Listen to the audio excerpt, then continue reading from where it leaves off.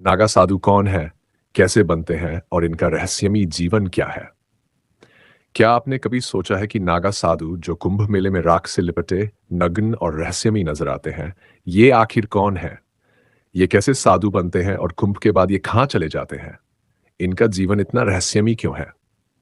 आज आपको नागा साधुओं के जीवन, उनकी कठिन दीक्षा प्रक्रिया, शक्तियों और अद्भुत रहस्यमयी जीवन के बारे में विस्तार से बताते हैं। नागा साधु कौन है? नागा साधु वे संत है जिन्होंने हर सांसारिक बंधन और मोह माया को त्याग दिया है। उनका जीवन पूरी तरह शिव को समर्पित है। नागा शब्द का अर्थ है नग्न, जो इनके निस्वार्थ जीवन और संसार से अलगाव का प्रतीक है।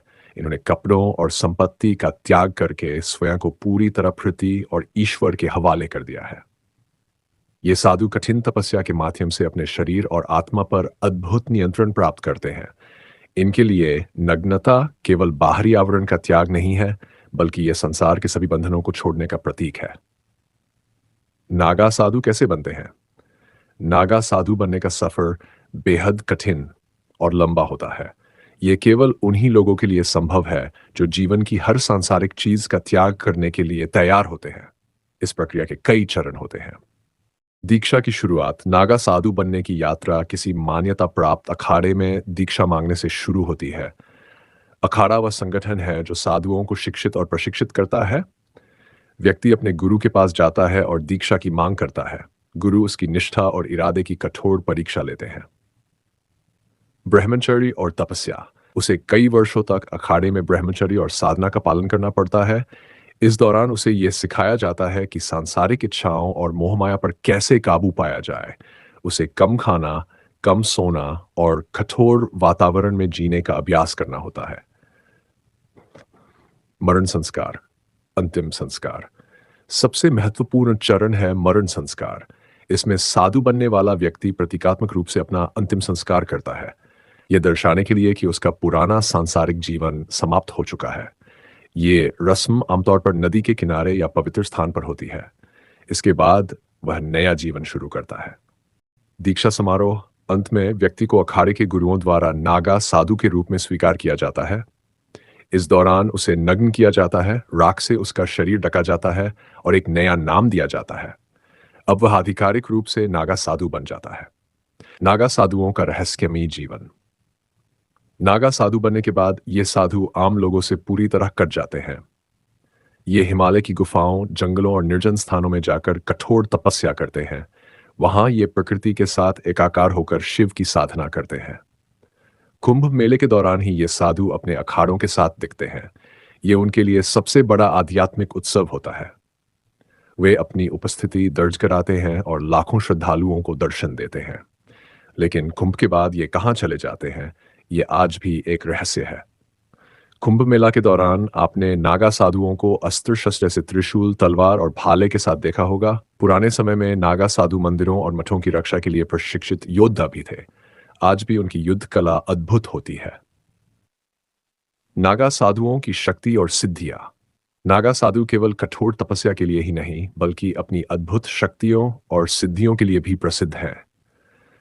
ये माना जाता है कि गहन ध्यान और योग के माध्यम से वे कई अद्भुत क्षमताएं प्राप्त करते हैं, जैसे भौतिक इच्छाओं पर विजय, भूख, प्यास और शारीरिक इच्छाओं पर पूर्ण नियंत्रण, अग्नि और ठंड पर नियंत्रण। ये हिमालय की बर्फीली चोटियों पर बिना कपड़ों के साधना कर सकते हैं, जहां सामान्य व्यक्ति जीवित नहीं रह सकता।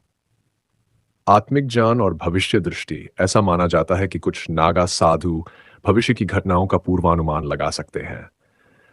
नागा साधुओं की वेशभूषा और अस्त्र शस्त्र। नागा साधु अपनी वेशभूषा और अस्त्र शस्त्र के लिए भी मशहूर है। उनका शरीर भस्म राख से ढका होता है, जो जीवन की क्षणभंगुरता का प्रतीक है। त्रिशूल, तलवार और खड्ग उनके प्रमुख हथियार हैं। यह उनकी शक्ति और संसार के विकारों का नाश करने के प्रतीक है। कुंभ मेले में नागा साधुओं का आगमन। कुंभ मेला नागा साधुओं के लिए एक महत्वपूर्ण पर्व है। वे कुंभ मेले में शाही स्नान के दौरान भव्य जुलूस में प्रवेश करते हैं। मंत्रोच्चार, शंख और ढोल नगारों के साथ उनका आगमन हर किसी को मंत्रमुग्ध कर देता है। नागा साधु और विज्ञान। नागा साधुओं के जीवन शैली और तपस्या के पीछे वैज्ञानिक कारण भी हैं। राख से शरीर को ठंड और गर्मी से बचाने में मदद मिलती है।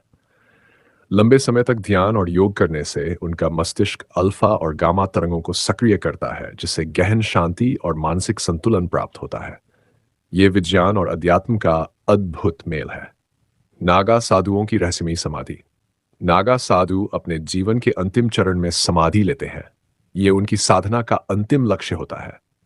समाधि के दौरान वे अपने शरीर को त्याग कर पूरी तरह से आत्मा में लीन हो जाते हैं।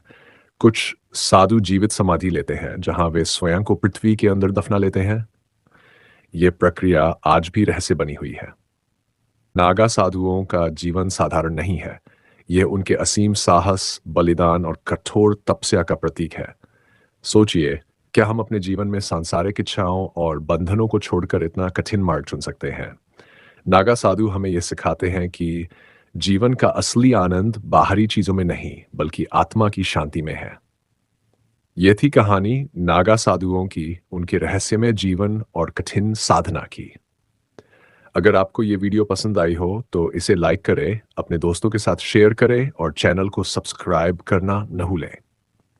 अगले वीडियो में मिलते हैं एक और अद्भुत कहानी के साथ। धन्यवाद।